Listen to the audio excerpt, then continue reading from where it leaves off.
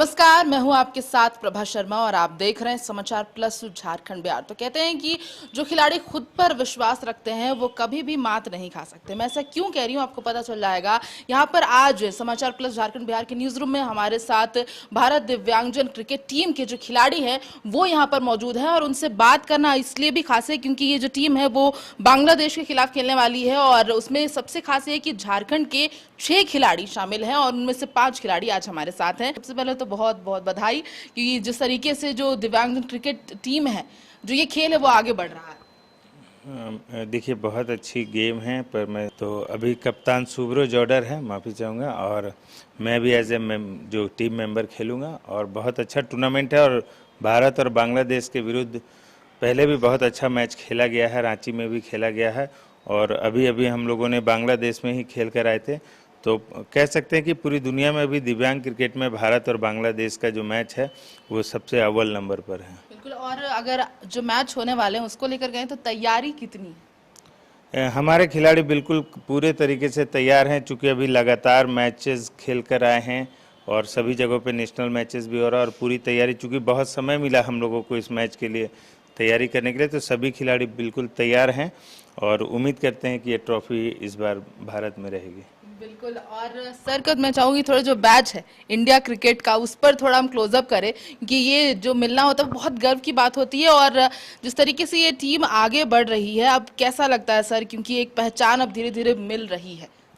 बिल्कुल, आप प्रभा जी बिल्कुल सही कह रहे हैं कि चूंकि पहले दिव्यांगता क्या है और दिव्यांग खिलाड़ी क्या है ये लोगों को नहीं पता था, पर जिस तरीके से लगातार हम लोगों का प्रयास है, खिलाड़ी होने के बावजूद हम लोग पूरी प्रयास करते हैं कि लोग इसको जानें और जो टूर्नामेंट होता है उसमें भी हमारा बहुत बड़ा रोल होता है, बहुत तैयारी करते हैं हम लोग, मदद करते हैं एसोसिएशन को।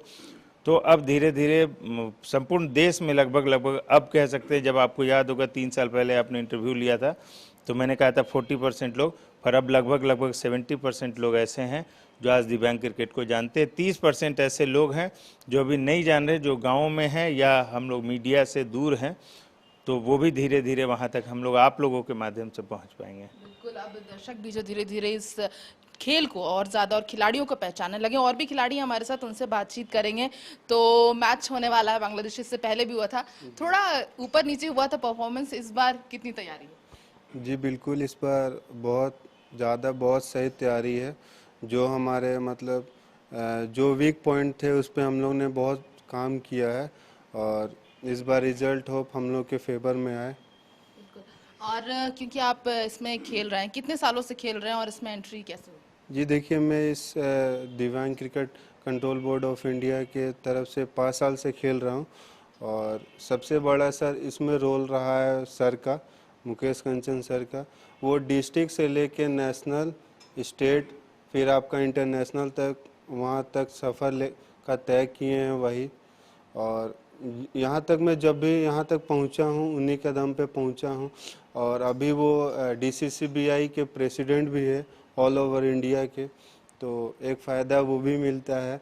और दूसरा कि वो काफ़ी मेहनती है, प्रैक्टिस करने भी हम लोग आते हैं तो वो कोई चार्जेस नहीं लेते हैं और डेली संडे टू संडे हमें अच्छा तैयारी करवाते हैं। अच्छा मतलब कह सकते हैं कि झारखंड में बहुत अच्छे तरीके से ये जो गेम है वो डेवलप हो रहा है, और क्योंकि झारखंड से इस टीम में खिलाड़ी हैं तो झारखंड और दूसरे जो राज्यों से खिलाड़ी आ रहे हैं उनकी परफॉर्मेंस में या प्रिपरेशन में कुछ ऐसा डिफरेंस देखते हैं? जी नहीं, बिल्कुल वो लोग भी वहाँ पे इतना ही दम लगा के प्रैक्टिस कर रहे हैं जितना हम लोग यहाँ पे कर रहे हैं। और होप कि वो लोग भी वही सोचे, पिछले बार जो हम लोग को हार मिली उससे काफ़ी कुछ सीखे हैं हम लोग और वही वही वीक पॉइंट पे वो लोग भी काम किया है और इस बार हम लोग अपना ट्रॉफी अपना ही देश में रखेंगे। बिल्कुल। तो ये वगिश त्रिपाठी हैं हमारे साथ, विजय भी हमारे साथ हैं जो इस टीम में शामिल हैं। तो आप कब से क्रिकेट खेल रहे हैं और अब इंडियन टीम में शामिल हैं? जी मैम, हम लोग 2007 से खेल रहे हैं और मुकेश सर के साथ में हम लोग 2007 से ही जुड़े हैं और हम लोग डिस्ट्रिक्ट प्लस नेशनल हम लोग साथ में ही खेले हैं। और मेरा पहली बार चयन हुआ था 2015 में, जो वो था इंडिया बनाम श्रीलंका था। उसमें हम लोग का परफॉर्मेंस भी अच्छा था, उसके बाद में उसके बाद में हम लोग का CCL कप भी हुआ था, उसमें भी हम लोग का परफॉर्मेंस अच्छा था, मगर हार्ड लक है कि हम लोग सुपर ओवर में हार गए थे। और अभी तो 2007 में जब आप इंडियन टीम में सेलेक्ट हुए वो ज्यादा मुश्किल था या फिर अभी उसको कंटिन्यू करना खेलना वो ज्यादा मुश्किल लगा? मैम अभी तो यही है कि अभी अभी टफ हो गया, अभी कंपटीशन में वो ज़्यादा फाइट हो गया कि अब हम लोग को ज़रूरत से ज़्यादा इसमें अपने मेहनत दिखाना पड़ता है कि नहीं, हम लोग को ज़्यादा अपना एफर्ट दिखाना पड़ता है, तब जाके हम लोग को फिर री री दोबारा से चयन होता है। बिल्कुल जितनी हम कोशिश जितना प्रैक्टिस करेंगे उतनी ज़्यादा पहचान, क्योंकि ये हमारे साथ जो क्रिकेटर्स हैं उनके साथ दो चीज़ें हैं, मेहनत तो करनी है, साथ में अपनी पहचान भी साथ में बनानी है। निशांत भी हमारे साथ है। निशांत बैट्समैन है बहुत अच्छे और बहुत कम उम्र के इंडिया टीम में शामिल हो गए हैं। तो सबसे पहले बताइए कि इंडिया टीम में शामिल होना, खेलना, ये कैसा एक्सपीरियंस रहता है? हाँ देखिए, एक्सपीरियंस तो बहुत अच्छा था और आज मैं इंडिया टीम में हूँ तो सर की बदौलत ही हूँ। और रहा बात बांग्लादेश टीम का, तो मैंने अपना डेब्यू भी जो किया था इंडिया टीम में बांग्लादेश के खिलाफ ही किया था और उसमें मैंने 50 भी किया था। तो बांग्लादेश तो मेरी फेवरेट टीम है, तो इस पे मैंने फेवरेट टीम मतलब अगर सामने वाली टीम फेवरेट हो जाए तो थोड़ा अटपटा मतलब लगता है। खेलने में मुझे मज़ा आता है बांग्लादेश के खिलाफ। अच्छा, तो और दूसरी कौन सी और भी दूसरी टीमों से खेलने में मजा आया हो या फिर टफ लगी हो? नहीं, बांग्लादेश से ही अभी तो सबसे ज़्यादा टफ मुझे बांग्लादेश से लगता है और उनसे खेलने में मज़ा भी आता है क्योंकि उनसे खेल के हम सीखते भी हैं बहुत सारे चीज़, तो मज़ा भी आता है। पिछले वाले जो T20 सीरीज हुआ था उससे क्या कुछ सीखा है इसमें? बहुत कुछ हमने सीखा, उस पे हमने वीक पॉइंट अपना काम भी किया और अभी लगातार प्रैक्टिस सर के साथ हमारा चल भी रहा है। जितने भी हमारे वीक पॉइंट्स हैं उस पर अभी भी हम लोग काम कर रहे हैं। अभी ODI सीरीज में भी जाना है तो अभी से ही हम लोग लगे हुए हैं उस पर। बिल्कुल। तो प्रैक्टिस की आप बात कर रहे हैं तो कितने घंटे की प्रैक्टिस होती है? अप्रॉक्स 5 to 6 आवर्स प्रैक्टिस होती है पर डे। बिल्कुल। और उसके अलावा कुछ चीज़ों पर ध्यान रखना होता है क्योंकि क्रिकेटर्स का सब बहुत सोचते हैं कि क्या लाइफस्टाइल होता है या फिर डाइटिंग कुछ होता है, कितनी क्या की चीज़ें भी ध्यान रखते हैं? हाँ, थोड़ी डाइटिंग्स पे ध्यान देते हैं हम लोग और बाकी तो ज़्यादातर हम लोग गेम पे ही ध्यान देते हैं। डाइटिंग्स स्टेमिना बढ़ाने के लिए अगर कहें तो। जितना हो सके वर्कआउट ज़्यादा करते हैं स्टेमिना बढ़ाने के लिए हम। ओके, तो विशाल भी हमारे साथ है। विशाल, बहुत आप पे भी ये ड्रेस जो है इंडियन टीम की काफ़ी जच रही है और आगे भी मैं चाहती हूँ आप इसको कंटिन्यू करो। आपको आपकी कितनी तैयारी है इस जी मैम, पूरा तैयारी है। सुबह से हम दोनों टाइम प्रैक्टिस हो रहा है। सुबह से हम प्रैक्टिस हो रही है तो काफ़ी है। यस मैम, काफ़ी है। आप कब से इस क्रिकेट में आपने, मैंने 2017 से इस क्रिकेट में ये किया। क्योंकि जैसा हम मुकेश सर से भी बात कर रहे थे कि पहले 40 to 30% लोग इसके बारे में जानते थे, आपने जब ज्वाइन किया था तब इसके बारे में कितनी जानकारी थी, इसमें कैसे आप आए थे? तो मुझे लगता है कि जब मैंने ज्वाइन किया था तो उस टाइम वही 20-30% ही जानते थे, लेकिन अभी तो लगता है मुझे कि लगभग 80-90% जानने लगे हैं इस क्रिकेट को। आपको कैसे इसके बारे में पता चला कि या फिर पता चला कि अच्छा खेल में भी हम आगे जा सकते हैं? मैंने तो सोशल मीडिया से सर से कांटेक्ट किया था, तो सर से मिले, फिर मतलब इंटरेस्ट पहले से था और देखा तो लगा कि बहुत पहले से था, क्रिकेट बचपन से ही खेलते थे बहुत ज़्यादा। तो सर से कांटेक्ट हुआ तो सर ही सबसे पहले लिए ट्रायल, उसके बाद फिर डिस्ट्रिक्ट का मौका दिए, फिर स्टेट खेले, फिर अभी नेशनल, अभी इंटरनेशनल। जी मैम, प्रैक्टिस के हिसाब से फिर तो पहले जब सिर्फ इंटरेस्ट था क्रिकेट में तब फैमिली क्या कहती थी, अब आगे जब खेलते जा रहे तब क्या रिस्पॉन्स आता है? पहले खेलते थे तो वैसे ही बस लोकल में और कुछ नहीं था। जब अभी खेल रहा है तो अभी कुछ रिस्पॉन्स आ रहा है और नाम भी हो रहा है बहुत ज़्यादा, तो अभी बहुत ज़्यादा अच्छा लगने लगे फैमिली वालों अच्छा लग रहा है और फैमिली का भी सपोर्ट मिल को। रहा जी मैम, बहुत ज़्यादा। है। फैमिली का सपोर्ट मिल रहा है, आसपास जो लोग हैं वो भी अब अप्रिशिएट कर रहे हैं। ये तो एक पार्ट था, लेकिन दूसरे पार्ट पर भी हम जाएंगे कि क्या कुछ दिक्कतें भी सामने आती है, उस पर बात करेंगे, लेकिन रुकेंगे एक छोटे से ब्रेक के लिए।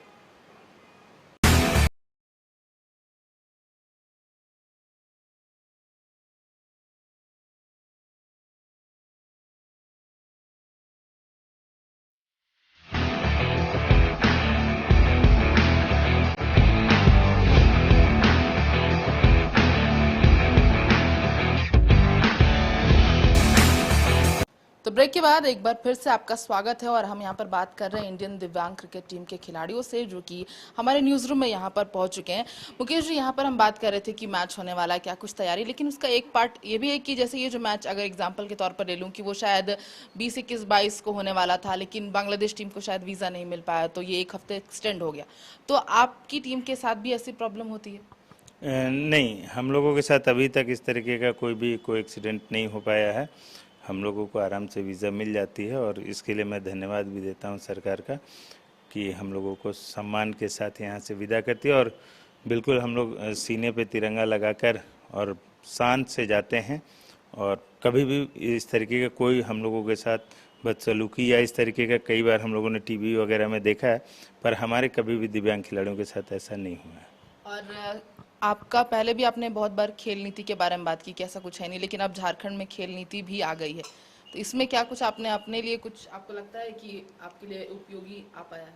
देखिए, जो खेल नीति बनी है और जो दिव्यांगजनों को जोड़ने की बात है, अब ये कितना कारगर होगा, चूँकि बनी तो थी 2018 में, आप लोगों को याद दिला दे, उसमें मेरा भी बहुत बड़ा रोल रहा है। मैंने बहुत जगहों से इसकी नीति को लाकर यहाँ पर झारखंड सरकार में दिया था। पर मैं अपनी सरकार से ये मांग करता हूँ कि जो संपूर्ण देश में पैरा ओलंपिक को मान्यता दी गई है, तो आप अगर सिर्फ पैरा ओलंपिक को ही मान्यता दे रहे हैं तो आप कोई अनोखा काम नहीं कर रहे हैं। आप ऐसे खिलाड़ियों को भी देखिए, क्योंकि झारखंड से ही इस पूरे दिव्यांग क्रिकेट की पहचान बनी है।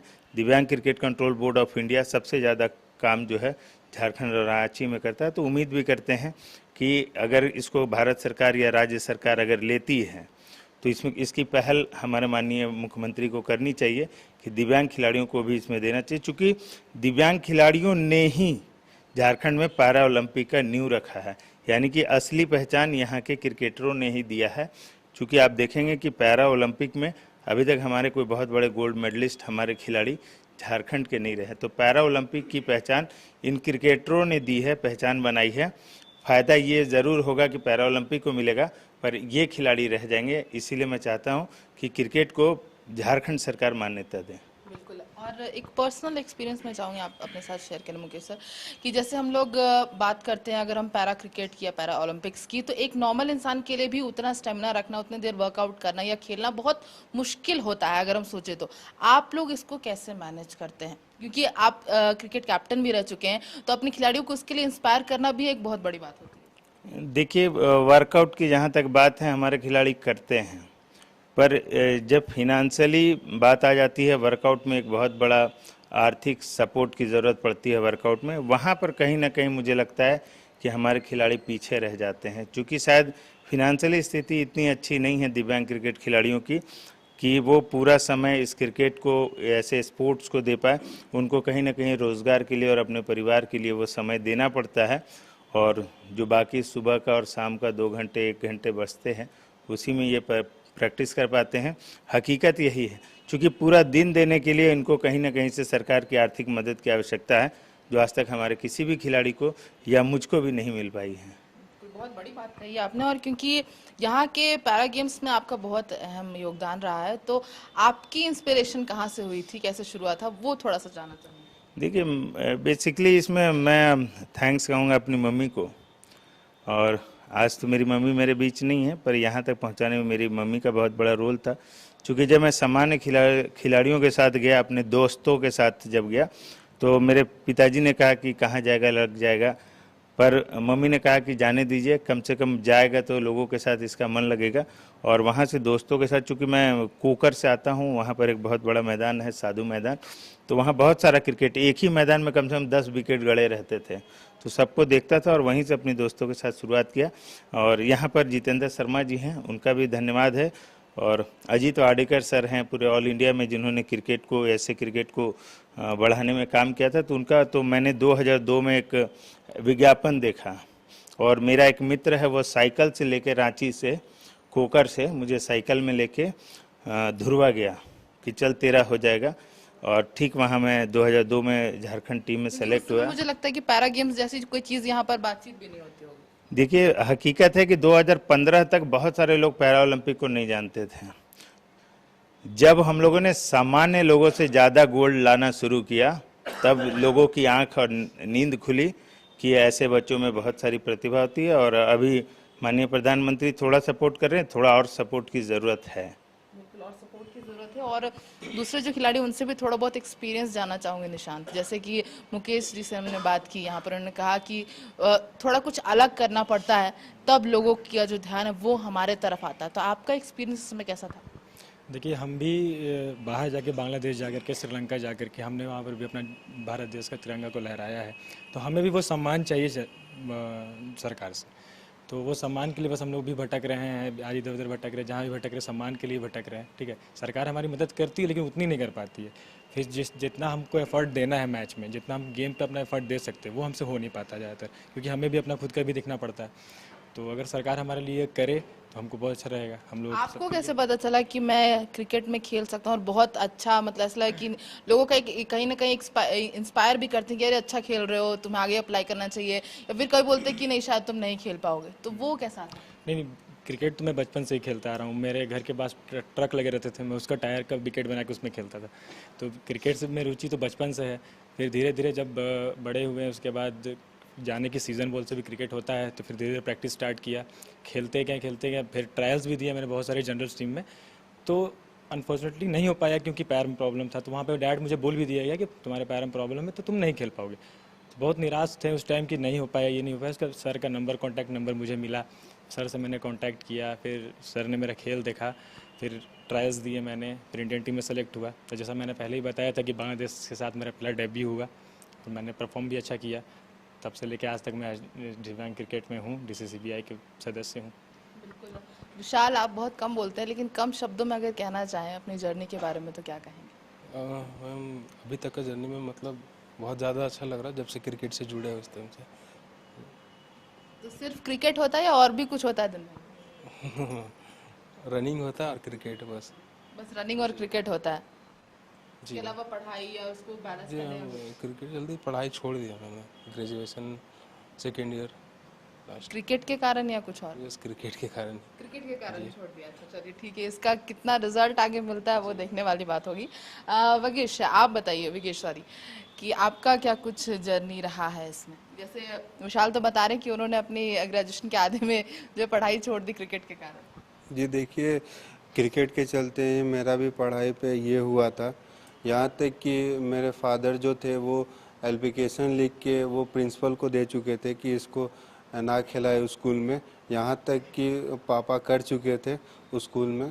पर फिर जैसे जैसे धीरे धीरे मैं खेला, पहले डिस्ट्रिक्ट खेला फिर स्टेट खेला, तो घर वाले भी थोड़ा बहुत सपोर्ट करने लगे। पर जहाँ जहाँ मैं खेला और जहाँ जहाँ जनरल टीम से भी मैं अभी भी खेलता हूँ। और जनरल टीम से भी आप खेलते हाँ, हैं? और मैं गया था अभी ट्रायल देने, अंडर 14 का भी गया था। पर उस टाइम देख के मुझे मतलब रन भी मैंने किया था, स्कोर भी किया था, विकेट भी लिया था। पर जहाँ तक वो सिलेक्शन का बात आता है मेडिकल में, वहाँ पे छाड़ देता है हम लोग को। तो वहाँ से ही गिरते गया। फिर धीरे धीरे सर को जाने, सर का कांटेक्ट नंबर मिला पेपर द्वारा, उनसे बात किया। फिर खूंटी जाके मैंने ट्रायल भी दिया था। फिर वहाँ से धीरे धीरे डिस्ट्रिक्ट खेला, नेशनल खेला, फिर दुबई जाने का भी मौका मिला। और दुबई में भी गए, खेले, वहाँ भी सर के चलते ही खेले थे। तो बिल्कुल, दुबई में जो मैच हुआ था उसकी तस्वीरें भी हमने काफी देखी थी, तो वहाँ का एक्सपीरियंस मैं चाहूंगी थोड़ा सा शेयर करें। जी, वहाँ तो बहुत एक्सपीरियंस था। पर वहाँ जाके मैं आपको बता दूं कि मैं खेला नहीं था, क्योंकि मैं जैसे गया था वहाँ पे मैं कोविड हो गया था। तो कोविड का समय चल रहा था, जो मेरे रूम पार्टनर थे वो कोविड हो गए थे, तो उसके चलते मैं भी वहाँ पे था। तो 14 डेज़ का क्वारंटाइन था। बट मैं खेल नहीं पाया। बस एसोसिएशन द्वारा मुझे 5 दिन का टाइम दिया गया कि आप जाइए, घूमिए, थोड़ा घूम के वहाँ पे फिर वहाँ पे आ जाइएगा। और इस बार मैं दिसंबर में फिर से दुबई का है, तो होप इस बार अच्छा हो। बिल्कुल होप है कि इस बार अच्छा हो। एक बार फिर से अब आखिर में विजय के पास आते हैं। विजय, सब अपना एक्सपीरियंस अलग अलग शेयर कर रहा है, आप क्या कहेंगे? जी मैम, सबसे पहले तो हम DCCBI का और हारून सर और मुकेश सर का तहे दिल से धन्यवाद ज्ञापन करना चाहता हूँ कि इनके बदौलत अभी जो हम लोग सॉफ्ट लेदर बॉल से खेल रहे थे, अभी इन्हीं दोनों की बदौलत हम लोग प्योर लेदर बॉल से खेल रहे हैं और हम लोग का पहचान और ज़्यादा उजागर हो रहा है। पहले हम लोग की नॉर्मल खेल रहे थे, अभी है कि वही पैड, वही बैट और वही बॉल के साथ में हम लोग ग्राउंड में उतरे। हम लोग का अनुभव भी बहुत ज़्यादा अच्छा लग रहा है कि हाँ, अब हम लोग को लग रहा है कि हम लोग और प्योरली मतलब क्रिकेटर हैं।